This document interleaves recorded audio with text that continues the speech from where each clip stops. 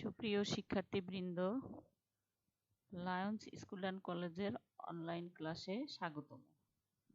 আসসালামু আলাইকুম। তোমরা সবাই নিশ্চয়ই ভালোই আছো।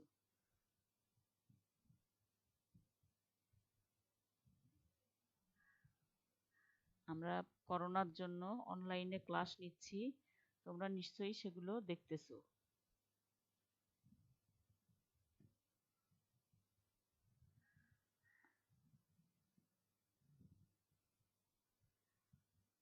আমি মোসাম্মদ সাবিহা ইয়াসমিন, সহকারী শিক্ষক, Lions school and college, Rangpur. শ্রেণী নবম, বিষয় হচ্ছে বিজ্ঞান।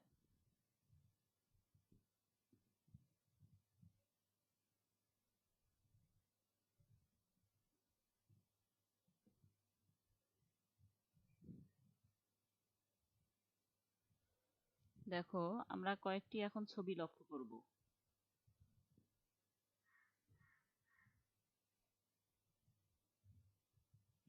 দেখো ছবিতে কি দেখানো হচ্ছে। আমরা দেখো এখানে কি দেখা হয়েছে, লম্বা যে নালীটি সেটা oesophagus, stomach, gall bladder, small intestine, large intestine, rectum, anus. আমরা দেখো ছবিটা ভালোভাবে লক্ষ্য করব। আমরা আরো ছবি লক্ষ্য করব। দেখো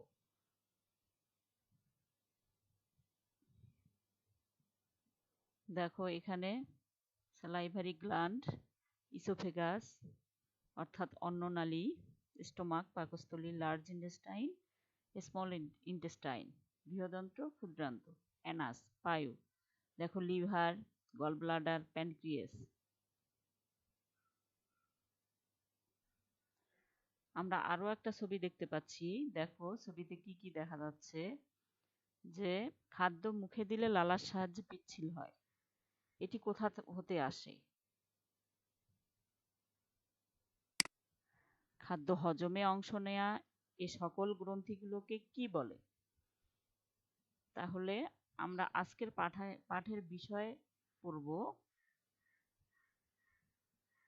পরিপাক। আজকের পাঠের বিষয় হচ্ছে পরিপাক।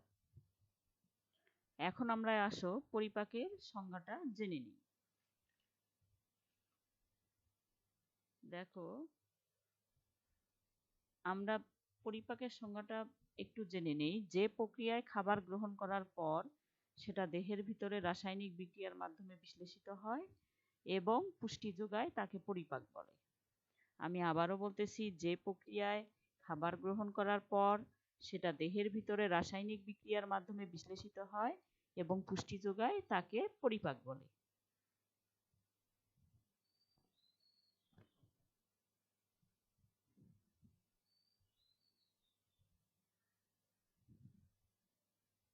এখন দেখো আমরা একটা ছবি দেখতে পাচ্ছি। দেখো এখানে আমি ছবিতে একটু তোমাদের ধারণা দেওয়ার চেষ্টা করব। দেখো এখানে প্রথমে দেয়া আছে প্যারোটিড গ্ল্যান্ড অর্থাৎ মাউথ ওরাল ক্যাভিটি। দেখো প্যারোটিড গ্ল্যান্ড আমরা জানি কি পরিপাক হচ্ছে দুই ধরনের, একটা হচ্ছে যান্ত্রিক, অপরটি হচ্ছে রাসায়নিক প্রক্রিয়া। যান্ত্রিক প্রক্রিয়ায় আমরা যে খাবারটা খাই, যেটা আমরা চাবাই, সেটা হলো যান্ত্রিক প্রক্রিয়া। অর্থাৎ যান্ত্রিক প্রক্রিয়াটা আমরা এখন যে খাবারটা খাই, অর্থাৎ সেটা আবার আমরা লালার সাহায্যে কি হয়, সেটা মিশ্রিত হয়। এই আমাদের এই লালাটা আবার তিন ধরনের। একটা হচ্ছে প্যারোটিড, সাবলিঙ্গুয়াল, আর অপরটি হচ্ছে সাবমেন্ডিবুলার, অর্থাৎ যেটাকে আমরা এখানে দেখো স্যালাইভারি গ্ল্যান্ড বলছি। আমি আবার পরবর্তী ছবিতে আবার তোমরা দেখতে পাবে। এখন আমরা একটু ধারণা নিয়ে নেই। এখানে স্যালাইভারি গ্ল্যান্ড সম্বন্ধে বলা হচ্ছে। দেখো প্যারোটিড গ্ল্যান্ড, সাবলিঙ্গুয়াল গ্ল্যান্ড আর হচ্ছে সাবম্যান্ডিবুলার গ্ল্যান্ড। এখন এখানে দেখো প্যারোটিড হচ্ছে, আমরা লক্ষ্য করব একটু, আমি তোমাদের ধারণা দেই। দেখো প্যারোটিড হচ্ছে দুই কানের নিচে, সাবলিঙ্গুয়াল হচ্ছে দুই জিহ্বার নিচে, আর সাবমেন্ডিবুলার হচ্ছে 2 চোয়ালের নিচে। আমরা এই লালাগ্রন্থি থেকে যে নিঃসৃত রসটা পাবো তাকে আমরা বলবো স্যালাইভা। অর্থাৎ লালাগ্রন্থি থেকে যে রসটা নিঃসৃত হবে সেটাকে আমরা বলবো স্যালাইভা। স্যালাইভাতে আবার কি কি থাকে? টায়ালিন মল্টিস থাকে, যেটা খাবারের সাথে মিশে খাবারটাকে একটা দলায় পরিণত করে। ঠিক আছে, এখন দেখো কি কি দেখানো হয়েছে। স্টোমাক, প্যানক্রিয়াস, দেখো লার্জ ইন্টেস্টাইন আমরা এর আগের ছবিতে দেখলাম। Transverse colon, descending colon, ascending colon, অর্থাৎ এখানে আমরা কোলন দেখব 3 ধরনের। একটা হচ্ছে দেখো ঊর্ধ্বমুখী কোলন, নিম্নমুখী কোলন, আরেকটা হচ্ছে অনুপ্রস্থ কোলন। তারপর দেখানো হয়েছে এখানে sigmoid colon, rectum, appendix, anal canal. আর অপর পাশে দেখো মাউথ ওরাল ক্যাভিটি, টাংকে দেখানো হয়েছে ইসোফেগাস, লিভার, গলব্লাডার, স্মল ইন্টেস্টাইনকে দেখানো হয়েছে ডিউডেনাম, জেজুনাম আর হচ্ছে ইলিয়াম, আর লাস্টে দেখানো হয়েছে অ্যানাস্কি।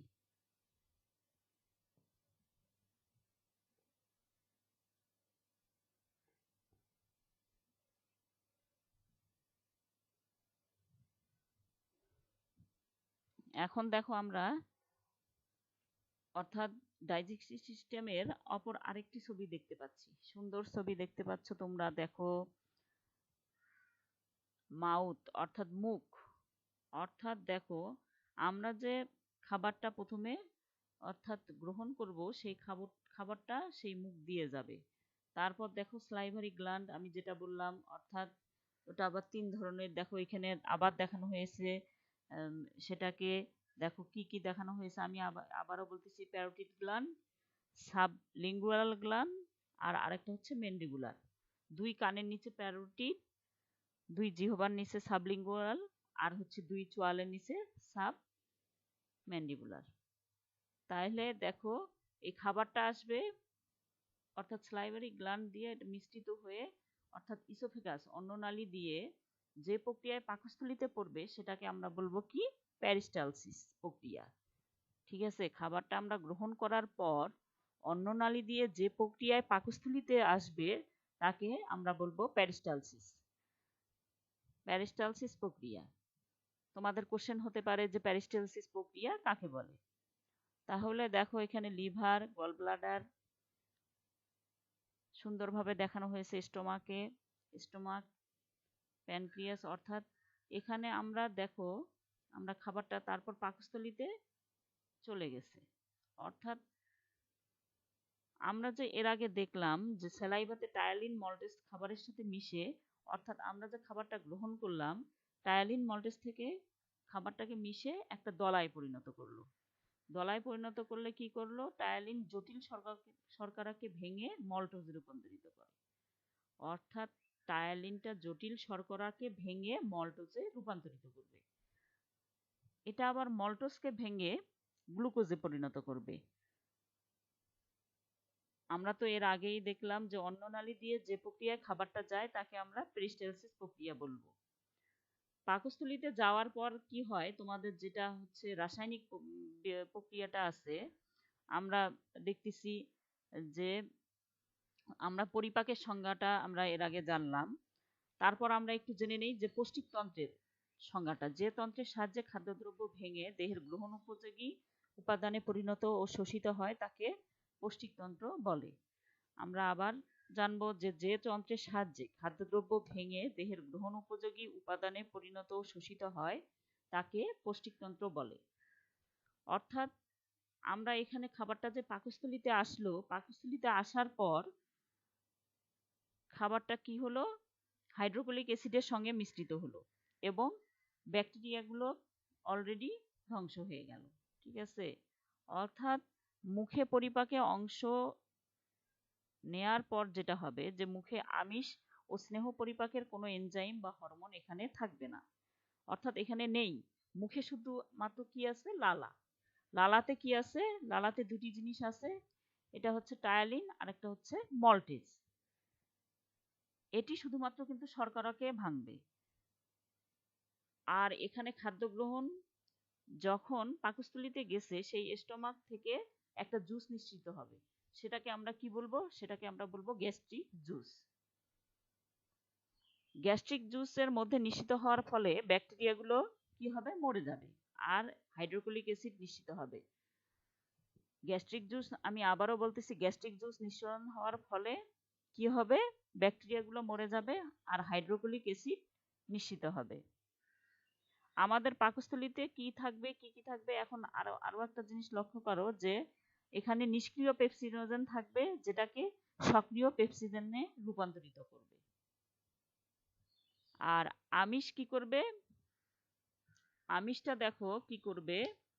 আমিষটা আমরা লক্ষ্য করতেছি রাসায়নিক প্রক্রিয়াটা, ভালো করে দেখো তোমরা। আমিষটা কি করবে? আমিষটা হচ্ছে পেপটন আর পলিপেপটাইডে রূপান্তরিত করবে। আমি আবারও বলতেছি, আমিষটা পেপটন ও পলিপেপটাইডে রূপান্তরিত করবে। এখানে কি হবে? পাকস্থলীতে থেকে পিত্তরসের সাথে মিশ্রিত হবে, আবার পিত্তরস থেকে আসার পর মিশ্রিত হওয়ার পর অগ্নাশয় রসের সাথে মিশ্রিত হবে। অর্থাৎ এই গোটাল প্রক্রিয়াটাকে আমরা কি বলবো? কাইম, যেটাকে আমরা বাংলায় বলতেছি পাকমণ্ড।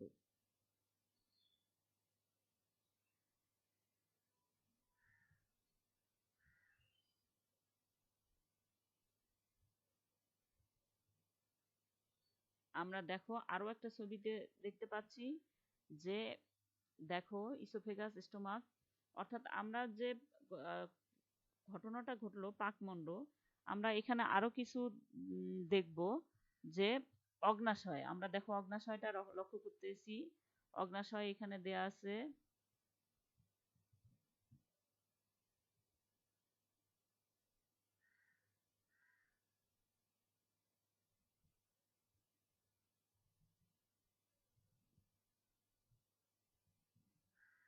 এখানে দেখো লিভার দেখানো হয়েছে সুন্দরভাবে, যকৃত, আন্ত্রিক গ্রন্থি দেখানো হয়েছে। দেখো এখানে অগ্নাশয়টা সুন্দরভাবে দেখানো হয়েছে। দেখো অগ্নাশয় রসে থাকবে আবার ট্রিপসিন, লাইপেজ, অ্যামাইলেজ। অগ্নাশয় রসে কি থাকবে? এখানে ভালো করে দেখো, অগ্নাশয় রসে তিনটা জিনিস থাকবে, এটা হচ্ছে ট্রিপসিন, লাইপেজ, অ্যামাইলেজ। অগ্নাশয় থেকে আর কি কি নিঃসৃত হবে? দেখো ইনসুলিন ও গ্লুকাগন নিঃসরণ হবে, অর্থাৎ এই ইনসুলিন ও গ্লুকাগন হরমোন নিঃসৃত হবে এই অগ্নাশয় থেকে। ইনসুলিনটা আবার কি করে? ইনসুলিনটা শর্করার মান, অর্থাৎ রক্তের শর্করার মানকে নিয়ন্ত্রণ করে।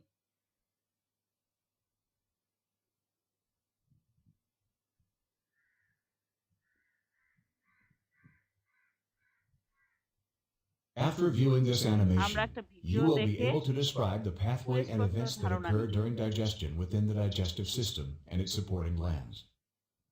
Digestion starts in the mouth, also known as the oral cavity, where mastication occurs. This is the process of chewing and mechanically breaking down the food bolus. Chemical digestion starts when the salivary glands release saliva into the oral cavity. Saliva is rich in amylase, an enzyme that breaks down carbohydrates. After the bolus has been broken down adequately, swallowing begins. The food bolus passes through the pharynx and into the esophagus. Peristalsis, which is rhythmic contractions of the muscle layers, pushes the bolus down the esophagus. The bolus passes into the stomach through the lower esophageal sphincter. This sphincter normally remains closed, preventing reflux of the stomach contents. The stomach is divided into anatomical regions: the cardia, fundus, body, and antrum. The muscular outlet of the stomach is called the pylorus. The surface of the lumen is covered in folds called rugae. Peristaltic contractions continue in the stomach, churning and mixing the food bolus with hydrochloric acid and the digestive enzyme pepsin. Neural and hormonal stimulation causes the release of pepsin by the stomach, which starts the chemical digestion of proteins.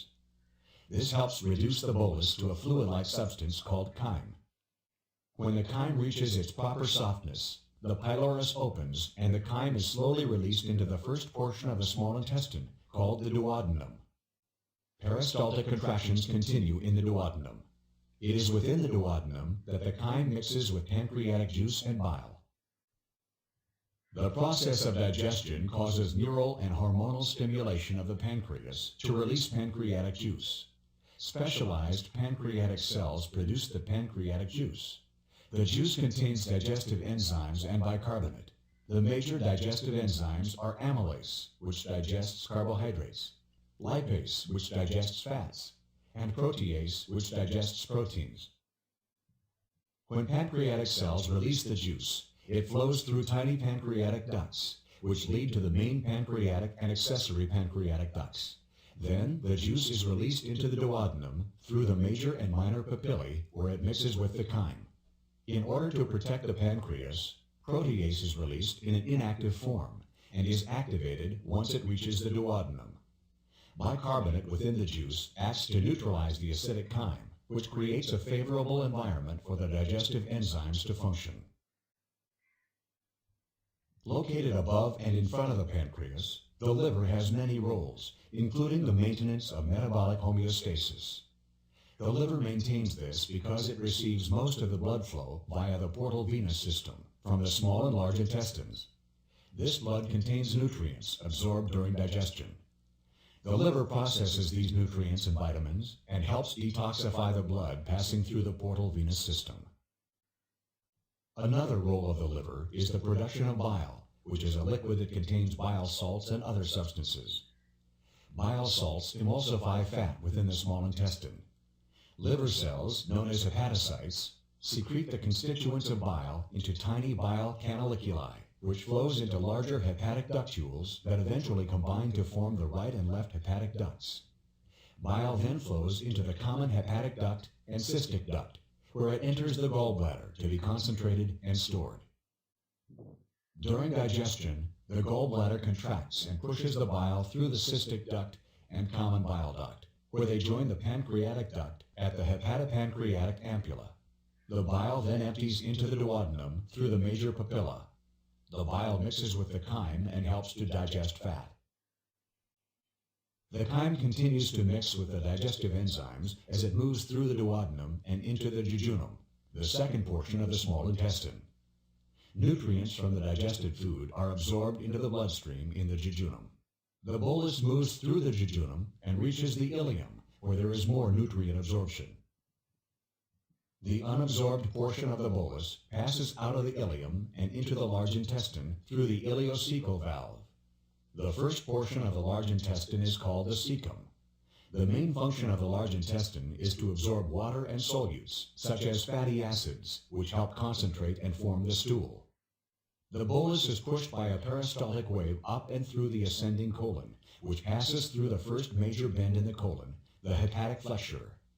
The bolus is now pushed through the transverse colon and then travels through the second major bend, the splenic flexure.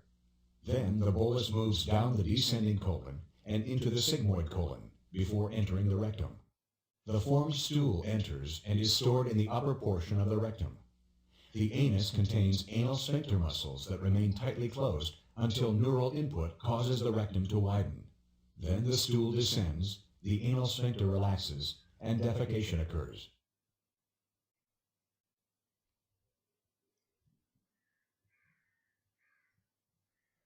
আমরা দেখো সুন্দর একটা video দেখতে পেলাম। আমি যে কথাগুলো বলছি তার সাথে মানে সুন্দর একটা মিল আছে। দেখো আমরা এখন আরো দেখতে পাবো।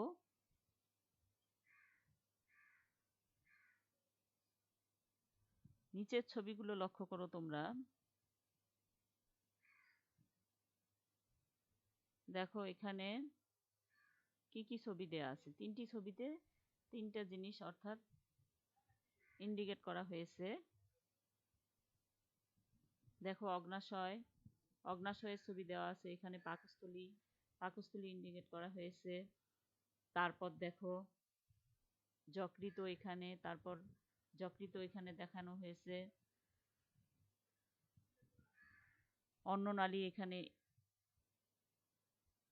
এখানে ইসোফেগাস, যাকে আমরা অন্ননালী বলবো। দেখো তারপরে স্টোমাক দেখানো হয়েছে।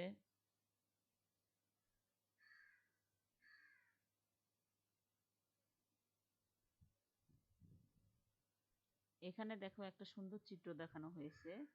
দেখো এখানে কি হচ্ছে, দেখো যকৃত, অগ্নাশয় সুন্দরভাবে দেখানো হয়েছে।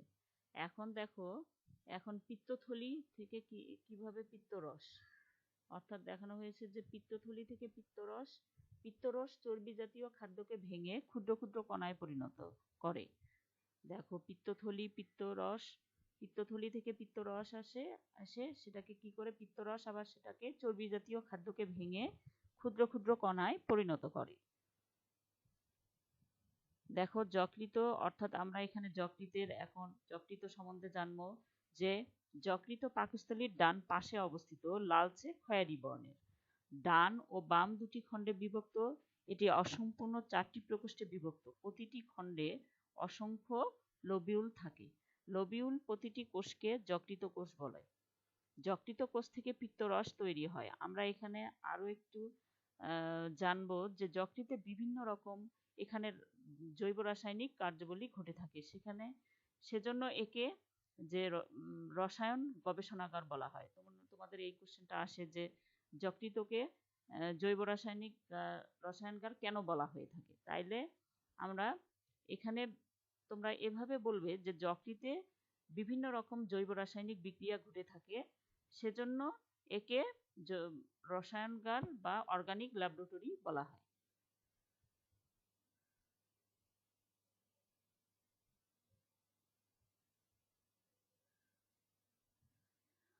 দেখো আমরা এখানে অগ্নাশয়ের অবস্থান ও কাজ দেখতেছি। এখানে দেখো কি কি দেখানো হয়েছে, ডিউডেনাম, পাকস্থলী, অগ্নাশয়। আমরা এখানে অগ্নাশয়ে, আমি আবারও বলতেছি, আমরা অগ্নাশয় থেকে কি কি লক্ষ্য করেছি যে ইনসুলিন ও গ্লুকাগন হরমোন নিঃসৃত হয়। আমি এর আগেও বলেছিলাম যে ইনসুলিন রক্তে শর্করার মান নিয়ন্ত্রণ করে। এখানে ট্রিপসিন আছে। এখানে অগ্নাশয় রসে আবার কি কি থাকবে, 3টে জিনিস থাকবে। এখানে হচ্ছে নাম্বার 1 হচ্ছে ট্রিপসিন, লাইপেজ, 2 লাইপেজ, 3 হচ্ছে অ্যামাইলেজ। ট্রিপসিন কি করে? ট্রিপসিন হচ্ছে প্রোটিওলাইটিক এনজাইম যেটা আমিষকে ভাঙবে। আমি আবারও বলতেছি, ট্রিপসিন হচ্ছে প্রোটিওলাইটিক এনজাইম যেটা আমিষকে ভাঙবে। লাইপেজ হচ্ছে লাইপোলাইটিক এনজাইম যেটা ফ্যাটি অ্যাসিডকে ভাঙবে। লাইপেজ হচ্ছে লাইপোলাইটিক এনজাইম যেটা ফ্যাটি অ্যাসিডকে ভাঙবে। আর অ্যামাইলেজ হচ্ছে এটা কার্বোহাইড্রেটকে ভাঙবে। এখানে কার্বোহাইড্রেট অ্যামাইলেজের সহায়তায় কি হবে, গ্লুকোজে পরিণত হবে। প্রোটিন আর পলিপেপটাইড ট্রিপসিনের সহায়তায় দেখো অ্যামাইনো অ্যাসিডে রূপান্তরিত হবে। আর বাকি থাকলো ফ্যাটকে ভেঙে লাইপেজের সহায়তায় ফ্যাটি অ্যাসিড ও গ্লিসারলে পরিণত হবে। আমি আবারও বলতেছি, ফ্যাটকে ভেঙে লাইপেজের সহায়তায় ফ্যাটি অ্যাসিড এবং গ্লিসারলে পরিণত হবে।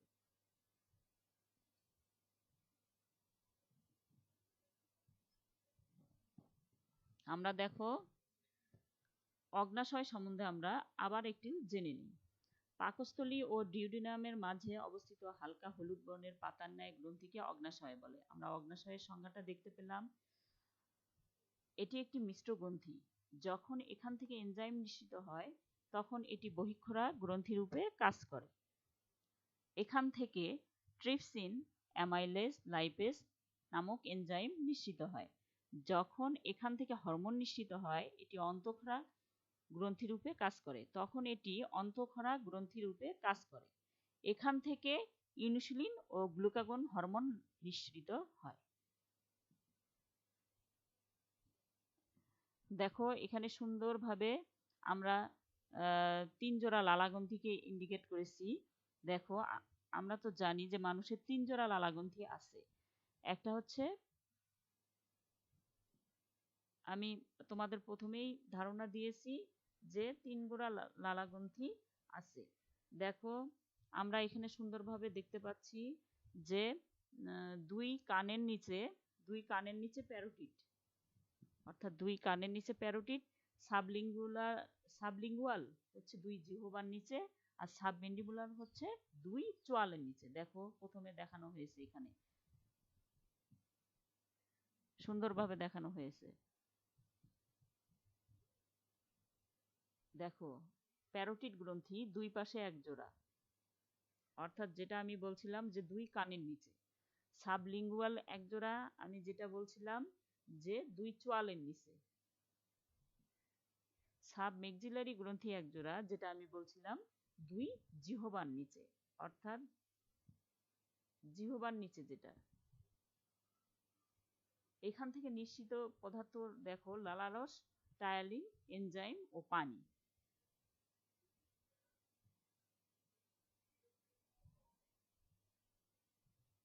দেখো এখানে মানবদেহের সবচেয়ে বড় গ্রন্থি কোনটি, দেখো সুন্দরভাবে দেখানো হয়েছে।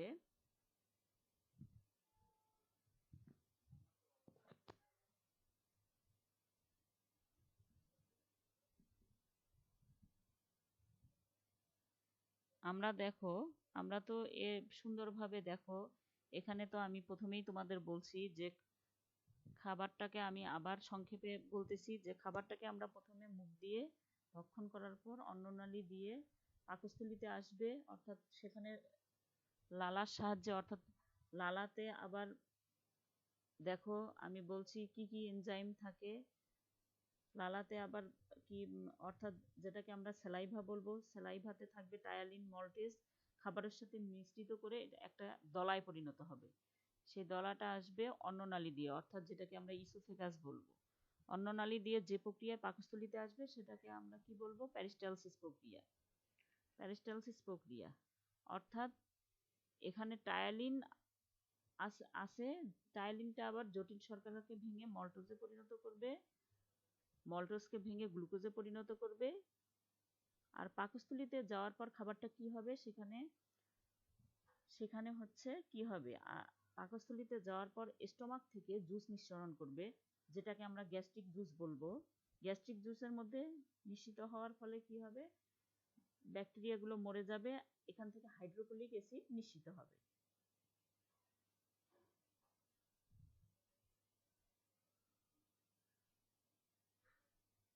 এখন দেখো আমরা সুন্দরভাবে দেখো অগ্নাশয়, যকৃত, পাকস্থলীর ছবি দেখতে পাচ্ছি, অর্থাৎ পৌষ্টিক গ্রন্থি সমূহের ছবি আর পৌষ্টিক নালীর ছবি ইন্ডিকেট করা হয়েছে। পৌষ্টিক নালীর ছবি আর পৌষ্টিক গ্রন্থির ছবি দেখো ইন্ডিকেট করা হয়েছে। দেখো এখানে লিভার গ্রন্থিকে ইন্ডিকেট করা হয়েছে, লিভার গ্রন্থিকে ইন্ডিকেট করা হয়েছে। দেখো এখানে আমরা কি দেখতে পাচ্ছি, দেখো সহস্র লোবিউলের মধ্যে 7টি যা ক্ষারীয়ধর্মী পিত্তরস তৈরি করে।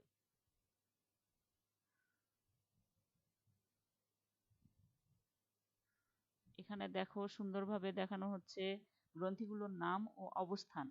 দেখো ডিউডেনামকে আবারও দেখানো হয়েছে, পাকস্থলীকে ইন্ডিকেট করা হয়েছে। দেখো পিত্তরস থেকে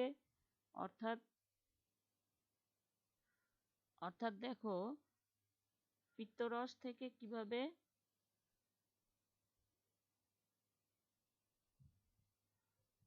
সুন্দরভাবে এসে সেটা আবার কিভাবে মিশ্রিত হওয়ার পর অগ্নাশয় দিয়ে আবার ডিউডেনামে চলে আসবে, ডিউডেনাম দিয়ে কিভাবে আসতেছে দেখো।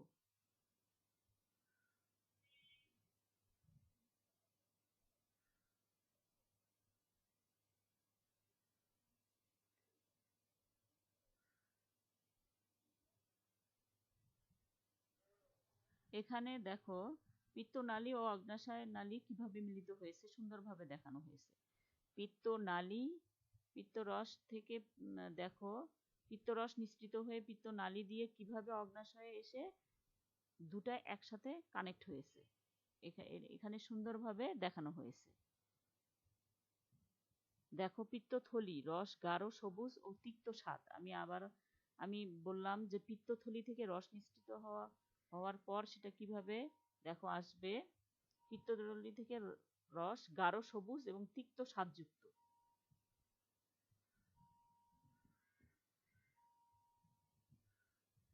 দেখো এখানে আবার যকৃতের কাজ সম্বন্ধে আমরা এখন একটু জেনে নিই। যকৃত কি করে, পিত্ত রস তৈরি করে। এতে পানি, পিত্ত লবণ, কোলেস্টেরল ও খনিজ লবণ প্রধান। এই রস পিত্তথলিতে জমা থাকে। এই রস কোথায় জমা থাকে, আবার পিত্তথলিতে জমা থাকে। প্রয়োজনে এটা কি করে ডিউডেনামে এসে পরোক্ষভাবে পরিপাকে অংশ নেয়। অর্থাৎ আমি যেটা বললাম যে পিত্তর রস পিত্তথলিতে এসে জমা থাকবে, তারপর ডিউডেনামে এসে যখন আমার প্রয়োজন হবে অর্থাৎ সেটা প্রয়োজন মতো নিয়ে পরিপাকে অংশ নেবে। এখানে কোনো এনজাইম থাকে না, উৎসেচক বা এনজাইম থাকবে না, দেহে উদ্ধৃত গ্লুকোজ সঞ্চিত করে রাখে এবং কি করে এটা ক্ষারীয় পরিবেশ সৃষ্টি করে। আর এখানে গ্লুকোজ কি করে গ্লাইকোজেন রূপে সঞ্চয় করে রাখে।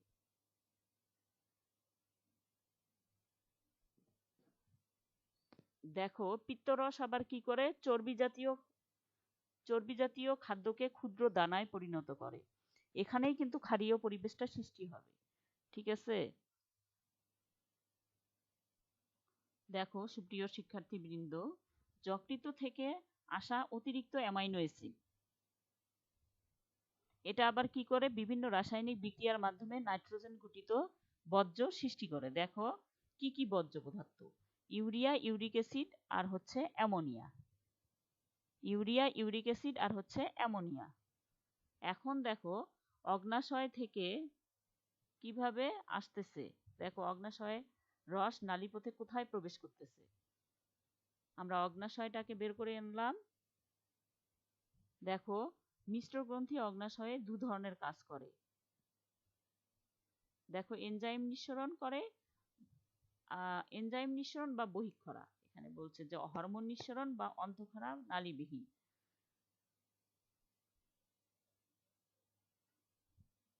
মিশ্র গ্রন্থি অগ্নাশয়ে দু ধরনের কাজ করে। দেখো এখানে অগ্নাশয় আমি এর আগেই বলছি যে অগ্নাশয় আবার তিন ধরনের কাজ করে থাকে।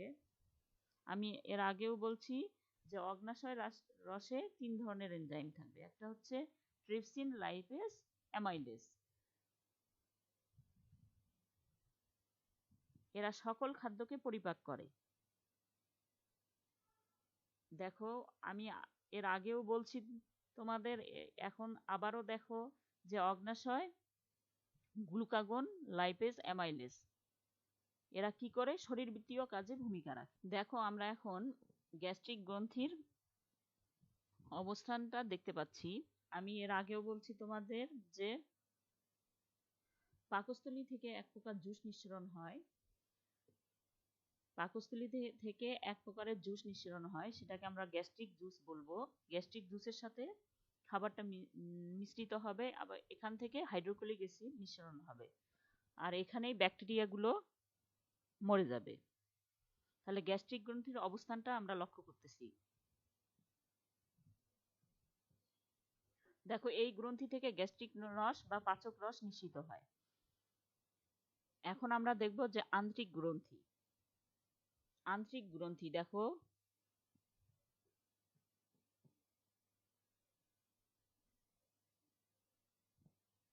দেখো আমরা এখানে তোমাদের কোশ্চেন হয় যে ভিলাই বা ভিলাস কাকে বলে। ক্ষুদ্রান্তের প্রাচীরে ভিলাই এ আন্ত্রিক গ্রন্থি থাকে এবং আন্ত্রিক রস নিঃসৃত করে, অর্থাৎ ক্ষুদ্রান্তের প্রাচীরে ভিলাইয়ের অবস্থান। এই গ্রন্থি থেকে নিঃসৃত রসের নাম হচ্ছে আন্ত্রিক রস। সেটাই বলছে যে আন্ত্রিক রস নিঃসৃত করে। খাদ্যের উপর গ্রন্থিগুলোর কাজ আমরা এখন কি করব, লক্ষ্য করে থাকি।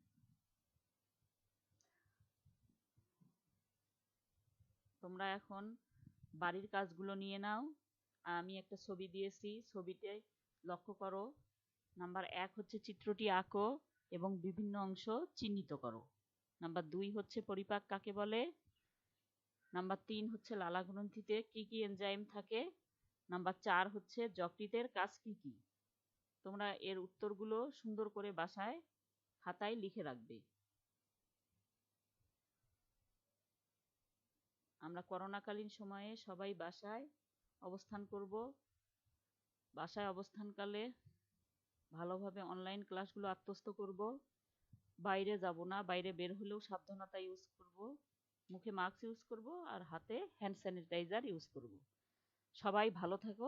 নেক্সট ক্লাসে আমি তোমাদের দাঁত নিয়ে আলোচনা করব। ভালো থেকো, ধন্যবাদ।